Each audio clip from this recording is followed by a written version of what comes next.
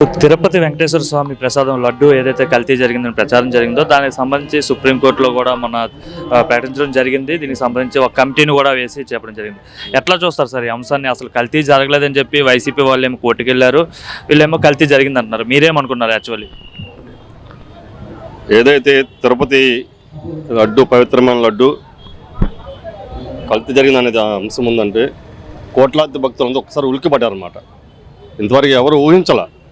Tirupati laddu taste తగ్గింది, లేకపోతే లడ్డు చిన్నగా వచ్చింది అనుకుంటున్నాం. మేము ప్రతి సంవత్సరం ఏడుకొండ వారి దగ్గరికి వెళ్తాం.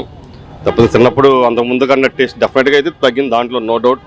మేమే అనుకునే వాళ్ళం తగ్గింది. క్వాలిటీ ఏదైతే జగన్మోహన్ రెడ్డి ప్రభుత్వం వచ్చినాక తిరుపతి కొండ మొత్తం రూపురేఖలు మార్చేశాడు. ఏ విధంగా అంటే గదులు రూములు అంతకుముందు 50 రూపాయలు 100 రూపాయలు ఉండేవి, అవి మినిమం 500, 1000, 2000 కమర్షియల్ లాడ్జిల్లాగా తయారు చేసిన పరిస్థితి.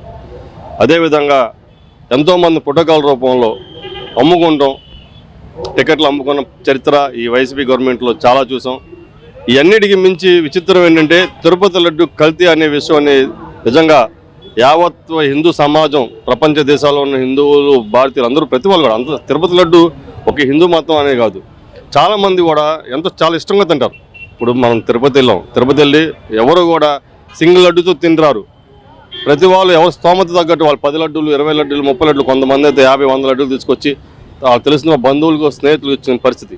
అటువంటి లడ్డు ఒకసారి కల్తీ అయిపోయి దాంట్లో కల్తీ అవ్వడం అయితే కొవ్వు, పంది కొవ్వు, ఆవు కొవ్వు కలిపారంటే ఎంతో దుర్మార్గమైన చర్య. అంటే దీనికి ఎట్టి పరిస్థితుల్లో ఎవరైతే తప్పు చేశారో వాళ్ళని ఎట్టి పరిస్థితి శిక్షించాల్సిందే, లేకపోతే ఆ దేవుడు శిక్షిస్తాడు కంపల్సరిగా. ఎక్కడ పోరని కూడా తెలుస్తున్నాం. ఇంకా చూసుకుంటే ఏఆర్ డైరీ సంస్థకు సంబంధించి ఏఆర్ డైరీ సంస్థ వేరొక సంస్థ దగ్గర నుండి 400 రూపాయలకి కిలో నెయ్యి కొని 320 రూపాయలకి టీటీడీకి ఎలా సప్లై చేసిందనేసి అయితే మరో పక్క చర్చ జరుగుతుంది.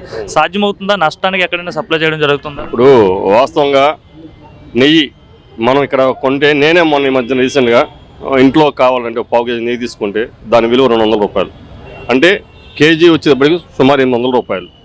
అటువంటి నెయ్యి ఎవరైనా బుద్ధున్నవాడు 320 ఇస్తాడా?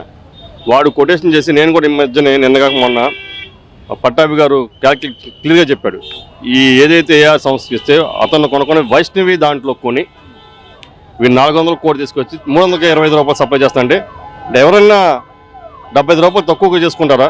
ఎందుకు చేస్తారు? వీళ్ళు కంపల్సరీగా ఈ కల్తీ, ఈ యాక్చువల్గా ఈ కొవ్వు, పంది కొవ్వు కానీ, ఆవు కొవ్వు కానీ ఇవంతా కూడా ఒక 50 నుంచి 75 రూపాయలు సుమారు 6 రేంజ్లో వస్తాయి. అటువంటి ఏందో 2 కేజీలు కలిపితే ఏమవుతుంది? వాడికి నష్టం. ఇదంతా కేవలం స్వలాభంతో, డబ్బు దాహంతో దేవుడిని కూడా కల్తీ చేసే పరిస్థితి. జగన్మోహన్ రెడ్డి మాట్లాడుతూ ఈ సిట్ వల్ల ఎటువంటి ఉపయోగం లేదు, సిట్టు లేదు, బిట్టు లేదు, లాస్ట్కి ఏదో ఒక ఫేక్ రిపోర్ట్ ఇచ్చేస్తారు వీళ్ళంతా కలిపి అనేసి అయితే జగన్ అంటున్నాడు. ఫేక్ రిపోర్టు ఏమండి, కల్తీ పడిందనే కదా తెలిసింది. ఈరోజు డెఫినెట్గా కల్తీ జరిగింది, అదే విషయం చంద్రబాబు గారు చెప్పారు. దాని మీద సుప్రీంకోర్టు సిట్ ఇవ్వమని చెప్పింది, మామూలుగా ప్రభుత్వం కూడా సిట్ వేసింది. నిజాలు ఎక్కువ దాగు, ఒక్కొక్కటి అంతకుముందు తెలుసా మనకి ఎవరికన్నా? కేజీ 325 రూపాయలు కేజీ నెయ్యి కొంటారని తెలుసా? విచారణలో మనం ఏంటి ఆలోచిస్తే తెలిసింది. అదేవిధంగా తప్పు జరిగిందని తెలియంది. ఆ తప్పు ఎవరు చేశారు, ఏం జరుగుతుందో కూడా అన్నీ తెలుతాయి. అతను ఏ రోజు కూడా, అతను ఎప్పుడు కూడా హిందూ ఆచారం పాటించలేదు.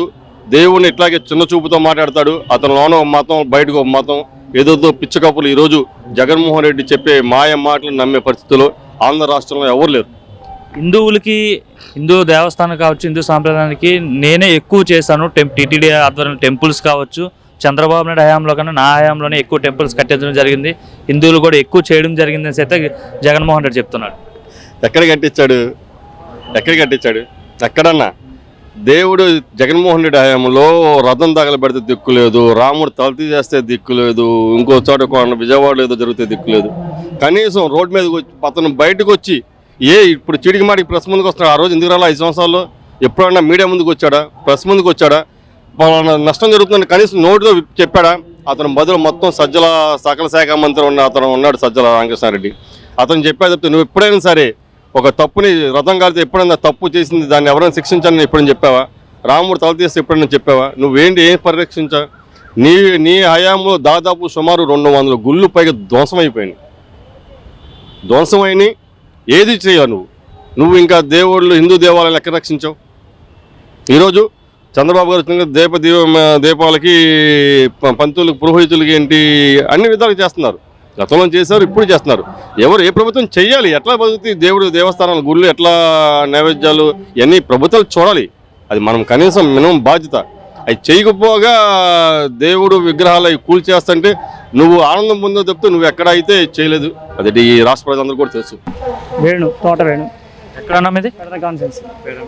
అన్న, ఇప్పుడు తిరుపతి లడ్డు కల్తీ గురించి పెద్ద ఎత్తున చర్చ జరుగుతుందన్న. సుప్రీంకోర్టు కూడా మన పిటిషన్ వేస్తే సుప్రీంకోర్టు కూడా విచారణ చేసి దాని గురించి సంబంధించి వివరాలు తెలియజేసింది.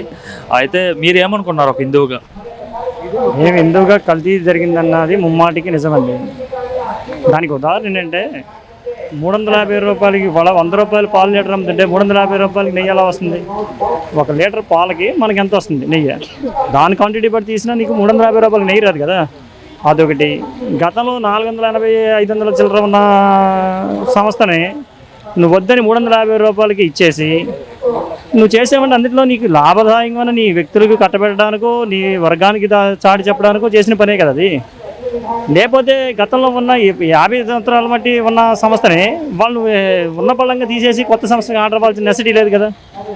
ఒక దైవం అంటే అండి సనాతన ధర్మాన్ని కాపాడుతున్నారని చెప్పి ఆ సంస్థకు అప్పు చెప్పారు. ఏ గవర్నమెంట్ ఉన్నా, మన గవర్నమెంట్ ఉన్నా, ఇంకో గవర్నమెంట్ ఉన్నా, ఏ గవర్నమెంట్ ఉన్నా నువ్వు ఉన్న పళ్ళంగా ఆ సంస్థను రద్దు చేసి నీ సొంత వర్గాన్ని సంస్థకి ఇచ్చావంటే, అది కాకుండా ఉన్న రేట్ని కట్ చేసి లోపాగారికి ఇచ్చామంటే అందులో కల్తీ 100% జరిగింది. దానికి మాత్రం ఎవరో స్వచ్ఛందంగా కాదు, ఎవరు వెళ్ళినా లడ్డు తిన్నవాడు అది కల్తీ జరిగిందని చెబుతాం. ఇంకో పక్క ఇంకేమంటున్నారంటే ఏఆర్ డైరీ ఏదైతే ఉందో, ఏఆర్ డైరీ ఏదైతే తిరుపతికి నెయ్యి సప్లై చేసిందో ఆ సంస్థ వచ్చేసరికి వేరొక సంస్థ దగ్గర నెయ్యి 400కు కొని 320 రూపాయలకి, అంటే 75 రూపాయలు, 325 అంటే 75 రూపాయలు లాస్కి నెయ్యి ఎలా సప్లై చేసిందని కూడా ఒక క్వశ్చన్ రేజ్ అవుతుంది. ఒక బిజినెస్ మ్యాన్ చేసేది ఎప్పుడైనా సరే 10 పైసలు కాదు 5 పైసలు లాభానికైనా చేస్తాడు. లేదంటే దైవదాత్రం చాటుకుంటాకి కనీసం వచ్చిన రేటు కన్నా ఇవ్వగలుగుతాడు. ఉన్న ఆస్తులు అమ్మి నీకు ఏ సంస్థ బిజినెస్ చేయదు. బిజినెస్ చేయనప్పుడు నీకు నిన్న 75 రూపాయలకి ఇస్తానన్నప్పుడు 5 సంవత్సరాలు 75 రూపాయలకి ఇస్తే కోటాను కోట్లు సొమ్ము కావాలి. ఈ కోటాను కోట్ల పని వాళ్ళకి ఎక్కడి నుంచి వచ్చింది? అదన్నా ఉండాలి. బ్లాక్ మనీ తెచ్చారా లేదా ఇంకో రంగం తెచ్చారా? అదన్నా నిరూపించమని మన పని. అసలు కల్తీయే జరగలేదు, ఇదంతా కూడా డైవర్షన్ పాలిటిక్స్ చేస్తున్నాడు చంద్రబాబు అంటున్నాడు జగన్మోహన్ రెడ్డి. డైవర్ట్ పాలసీ అంటే గతంలో మనం తిరుపతి వెళ్ళేటప్పుడు, నడిచి వెళ్ళేటప్పుడు ఫ్లైఓవర్ నుంచి కింద వెళ్తుంటే లడ్డు వాసన పైకి వచ్చేది. ఒకటి గుర్తుపెట్టుకోండి, లడ్డు వాసన పైకి వచ్చేది. వాళ్ళ చేతిలో పెట్టినా లడ్డు వాసన రావట్లే. ఇంకోటి, లడ్డు మీరు చూసారో లేదో తీసుకుని మనం తిరుపతి నుంచి ఇంటికి వెళ్ళేటప్పుడు పొడిబారిపోయినట్టు వెళ్ళిపోతుంది. గతంలో ఎలా ఉండేది? మనం పంచేటప్పుడు కూడా చూస్తుంటే అసలు ఆ మనిషి ఫీలింగే వేరుగా ఉండేది. ఆ ఫీలింగే లేదు లడ్డు మీద. అసలు ఆ లడ్డు మీద ఫీలింగ్ లేనప్పుడు అసలు ఆ ప్రసాదాన్నే మీకు వాళ్ళని మేము చెప్పడం కాదండి. గతంలో ప్రభుత్వం ఉన్నప్పుడు కూడా కొంతమంది భక్తులు ఆవేదన వ్యక్తం చేసిన మాట వాస్తవా కాదా?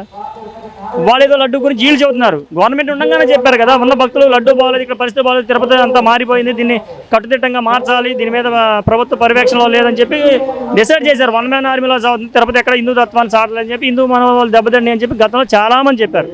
ఇంకా దాని గురించి మనం ప్రత్యేకంగా చెప్పం. అసలు అంటే హిందూ దేవాలయాలకి చంద్రబాబు కన్నా నేనే ఎక్కువ చేశానని జగన్మోహన్ రెడ్డి చెప్తున్నాడు. ఏమండి చేశారు అంటున్నారు, కరెక్టే.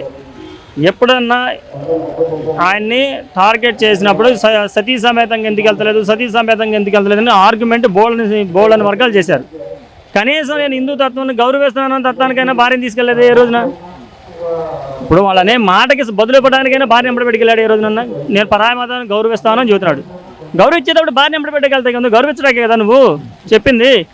నువ్వు అక్షంతలు వేస్తే తల మీద దులిపేస్తావు, మనమేమో కావాలని వెళ్ళి శిరస్సు నుంచి అక్షంతలు వేయించుకుంటాం. ఆయన పన్నక్షంతరాలు చేసినాడు ఇంకా గౌరవిస్తాను. తిరుపతి నా ఆధ్వర్యంలో బాగున్నాయి అన్నారు. ఈ ఆధ్వర్యంలో కదండి 10 గుళ్ళల్లో అన్నిసార్లు దౌర్జన్యాలు పగలగొట్టాలు జరిగింది. ఏ గవర్నమెంట్లో దొరికి జరగలేదు. దానికి ఆయన వెనక ఒకసారి చూసుకుంటే ఏ గవర్నమెంట్లో ఏది బాగుందనేది ఆయనకి అర్థమైంది.